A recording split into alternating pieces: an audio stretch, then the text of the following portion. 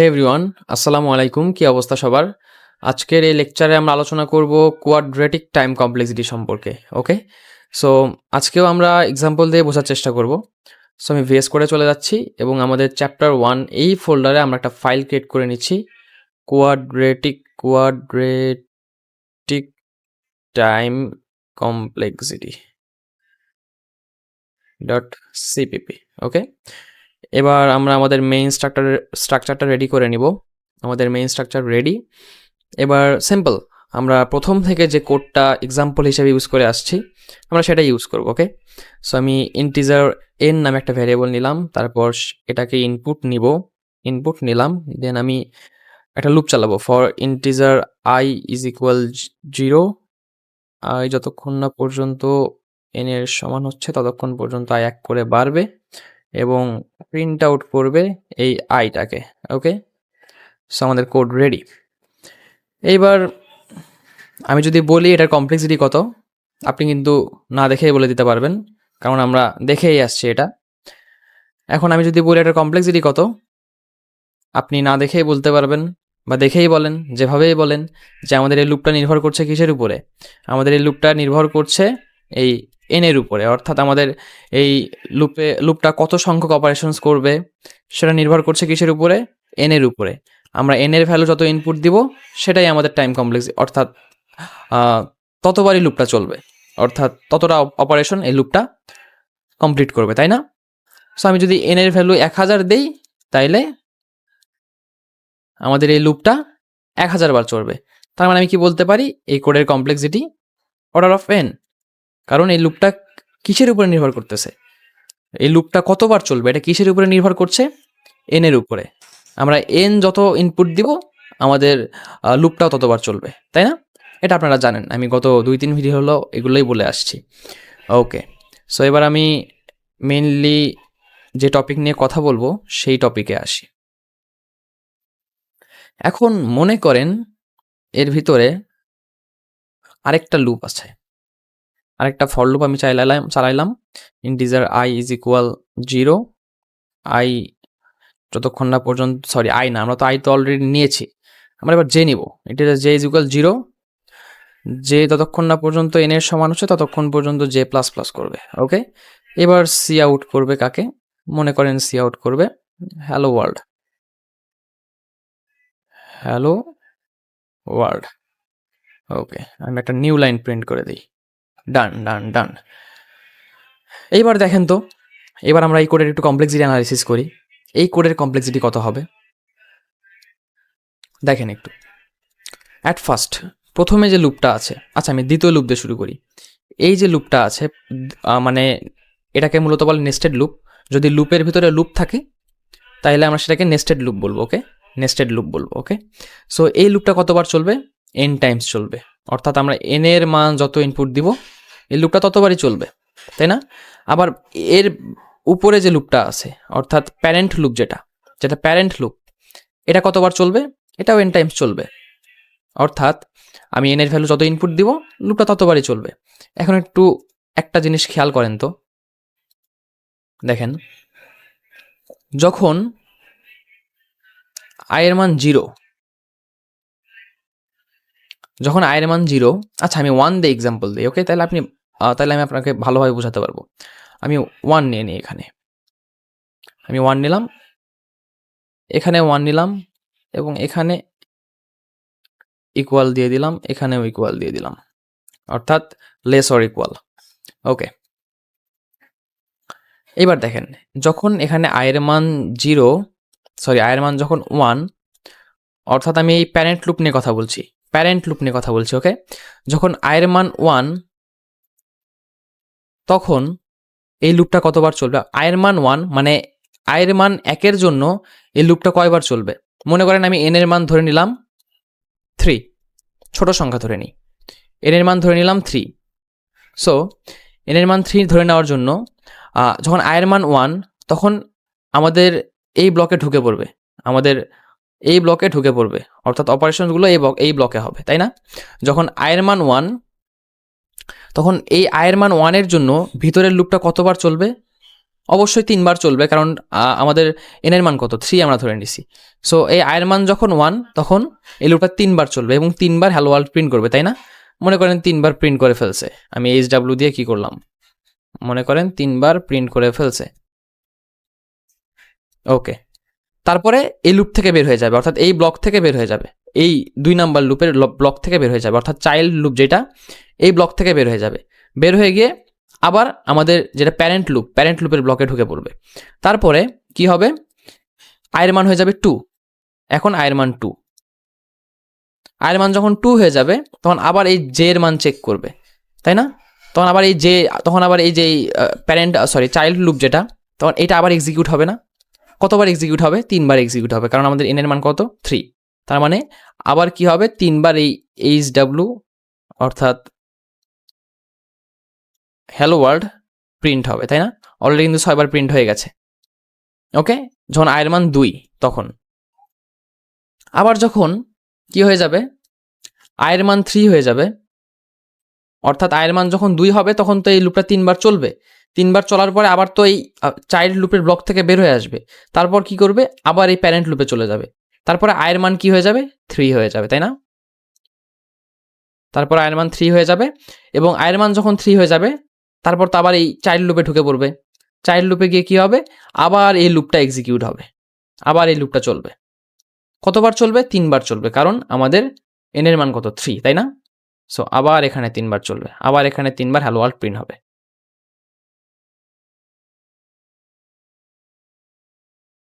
So এখন একটু খেয়াল করেন তো আমাদের কতবার হ্যালো ওয়ার্ল্ড প্রিন্ট হইলো? আপনি গুণে দেখেন 9 বার প্রিন্ট হয়েছে, তাই না? 9 বার প্রিন্ট হয় নাই আমাদের, এটা 9 বার কিন্তু প্রিন্ট হয়েছে। তার মানে আমি একটা সিদ্ধান্তে আসতে পারি না। আমি এখন একটু বোর্ডে চলে যাই। ওকে, দেখেন আমাদের n এর মান, সরি এটার কালারটা হোয়াইট করে নিতে হবে। ওকে, দেখেন আমাদের n এর মান যখন 3 তখন আমাদের এই হ্যালো ওয়ার্ল্ড কয়বার প্রিন্ট হলো? হ্যালো ওয়ার্ল্ড প্রিন্ট হলো 9 বার, তাই না? এই 9টাকে কি আমি 3 স্কোয়ার লিখতে পারি? অবশ্যই লিখতে পারি, তাই না?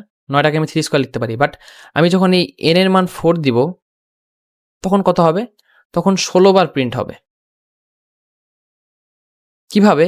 আমরা একটু টেস্ট করে দেখি, চলেন আমরা একটু টেস্ট করে দেখি। এবার আমি এই কোডটা রান দিলাম।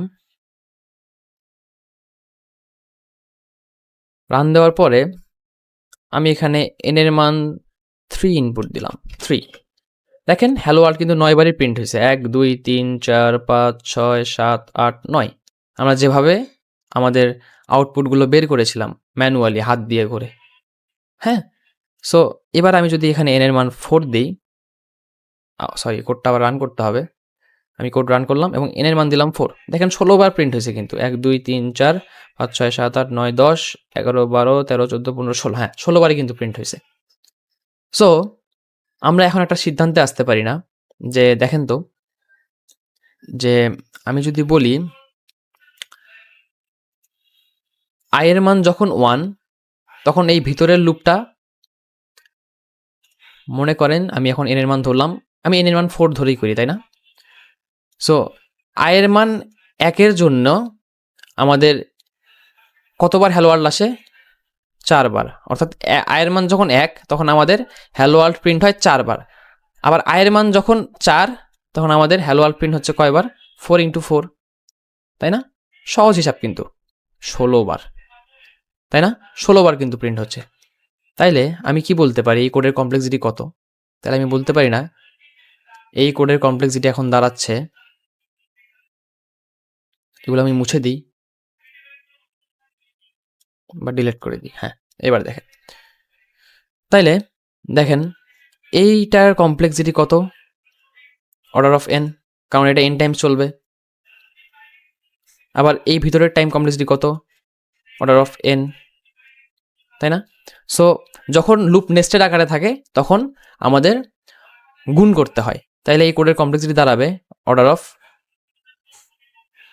n × n বা অর্ডার অফ n স্কোয়ার, তাই না? কিভাবে অর্ডার অফ এন স্কোয়ার হইলো সেটা তো প্রমাণ আমি দিলামই এতক্ষণ। দেখেন আমাদের আয়ের মান 1-এর জন্য ভিতরের লুপটা চলতেছে কয়বার? 4 বার। আবার আয়ের মান 4-এর জন্য ভিতরের লুপ কতবার চলবে? 4 × 4 16 বার। তার মানে আমি যখন এই অর্ডার অফ এন স্কোয়ার আমাদের যে কি আমাদের এটা লুপের আমাদের ওই কোডের আর কি কমপ্লেক্সিটি, তাই না? সো আমি অর্ডার অফ এই এন স্কোয়ারের মধ্যে আমাদের এন এর মান কত? 4 স্কোয়ার, তার মানে আমাদের 16। ওকে, আমাদের লুপটা তাহলে কয়বার চলবে? 16 বার চলবে, তাই না? এখন এন এর মান যদি বেশি হয় তাইলে আমাদের লুপের অপারেশন সংখ্যা তত বেশি বাড়বে। তার মানে আমাদের এই ওভারঅল কোডের কমপ্লেক্সিটি কত দাঁড়াচ্ছে? ডিলিট করে দিই। আমাদের এই পুরোটার কমপ্লেক্সিটি কত? Order of N square. কিভাবে?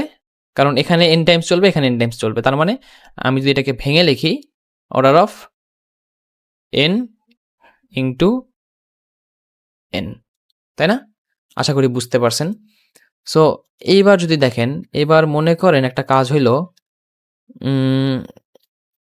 এই লুপটা আমি সরাইলাম, এটা আমি সরাইলাম। এবার আমি ফর দিলাম, ইন্টিজার টি নিলাম, টি ইজ ইকুয়াল 1 দিলাম। টি যতক্ষণ না পর্যন্ত এন এর সমান হচ্ছে ততক্ষণ পর্যন্ত টি প্লাস প্লাস হবে। ওকে, এবং সি আউট করবে এটা। এখন বলতে পারবেন যে লুপের এই কোডের কমপ্লেক্সিটি কত? অবশ্যই এই কোডের কমপ্লেক্সিটি হবে order of N into N into N. Sorry, আমি আবার এখানে স্টার দিলাম কেন? ভুল হয়ে গেছে। তার মানে এই কোডের কমপ্লেক্সিটি হবে অর্ডার অফ এন কিউব। কিভাবে হলো? আপনি শর্টকাট একটু মাথায় রাখবেন। আমি তো প্রমাণ দিলামই, আমি তো আপনাকে প্রমাণ দিলামই কিভাবে এটার complexity order of N square হয়, তাই না? বাট আপনি শর্টকাটে মাথায় রাখার জন্য কি করবেন, যে আমাদের লুপ যদি নেস্টেড আকারে থাকে তাহলে লুপের যেটা এন্ডিং পয়েন্ট সেটা গুণ হয়ে যাবে। ওকে, সো আমাদের এখানে এন্ডিং পয়েন্ট কত? এন, বা লুপটা কতবার চলবে? এন টাইমস, তাই না? তার মানে এই 3টা এন গুণন হবে, গুণন হয়ে এন কিউব হয়ে গেছে। তার মানে এখানে যদি ভিতরে আরেকটা ফর লুপ থাকতো তাহলে কি হইতো? Order of N to the power 4। Simple, আশা করি বুঝতে পারছেন। ওকে, সো আরেকটা কথা বলার ছিল, সেটা হলো গত ভিডিওতে আমি একটা মেইন কথা মিস করে গিয়েছিলাম, অর্থাৎ আমাদের স্কোয়ার রুট টাইম কমপ্লেক্সিটিতে আমাদের এই কোডের টাইম কমপ্লেক্সিটি আমি বলে দেইনি। আমাদের এই কোডের টাইম কমপ্লেক্সিটি ছিল order of S Q R টি, এটাকে বলা হয় স্কোয়ার রুট এন। আমাদের গত ভিডিওতে আমি এটাকে মিস করেছিলাম আর কি, শেষে বলা হয়নি। সো এই কোডের টাইম কমপ্লেক্সিটি কত ছিল? Order of square root N. এবং কেন হয়েছে, কিভাবে স্কোয়ার রুটের এন হয় সেটা কিন্তু গত ভিডিওতে আমি প্রমাণ দিয়েছি, তাই না? ওকে, কোয়াড্রেটিক টাইম কমপ্লেক্সিটি আজকে আমরা এটা শিখলাম। আচ্ছা, আরেকটা ভ্যারিয়েশনস দেখি, সেটা হলো ইন্টিজার। আমি মনে করেন এম নামে আরেকটা ভ্যারিয়েবল নিলাম। ওকে, আমি এই লুপটা নাই করে দিই, নাই করি, এবং এখানে আমি এটা দিয়ে দিই।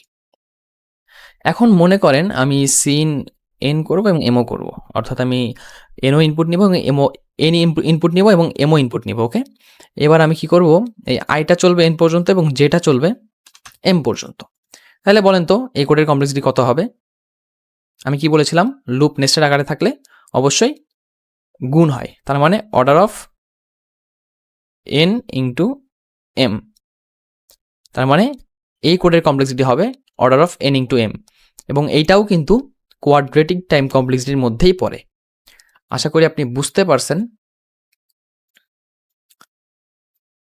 ওকে, তার মানে শর্টকাটটা আমাদের কি হলো? শর্টকাট হলো আমাদের যদি লুপ নেস্টেড আকারে থাকে তাহলে আমাদের এন্ডিং পয়েন্টটা গুণন হয়ে যাবে। ওকে, দুইটা লুপের এন্ডিং পয়েন্ট কি হবে? গুণন হয়ে যাবে। যদি দুইটা লুপের এন্ডিং পয়েন্ট এন হয় তাহলে এন স্কোয়ার, আর যদি দুইটা লুপের এন্ডিং পয়েন্ট ভিন্ন হয়, যেমন এন ইন্টু যদি এন আর এম হয় তাহলে দুইটা গুণ হয়ে যাবে, এন ইন্টু এম। আশা করি বুঝতে পারছেন। সো আজকের এই ক্লাসটা এই পর্যন্তই।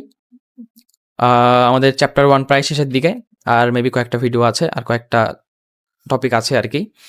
সো কয়েকটা টপিক শেষ হলে আমরা আর কি চ্যাপ্টার 1 ক্লোজ করে ফেলবো এবং আমাদের চ্যাপ্টার 2 শুরু করব। আর গত ভিডিওগুলোতে হয়তো আপনারা দেখছেন যে আমি এক্সেল ড্র নামে একটা বোর্ড ইউজ করেছি। এক্সেল ড্র অনেক ভালো বোর্ড, বাট আমি মাইক্রোসফট হোয়াইট বোর্ডটা একটু এক্সপ্লোর করলাম, এটা বেশ সিম্পল। আই লাইক সিম্পলিসিটি, তাই আমি আজ থেকে মাইক্রোসফট হোয়াইট বোর্ড ইউজ করব। ওকে, সো আজকে এই পর্যন্তই। ভালো থাকবেন, সুস্থ থাকবেন, আর আমাদের ভিডিও যদি আপনি ইউটিউব থেকে দেখে থাকেন তাহলে একটা সাবস্ক্রাইব করে দিবেন, আর যদি ফেসবুক থেকে দেখে থাকেন তাহলে একটা ফলো করে দিবেন প্লিজ। ওকে, সো আজকে এই পর্যন্তই। আল্লাহ হাফেজ।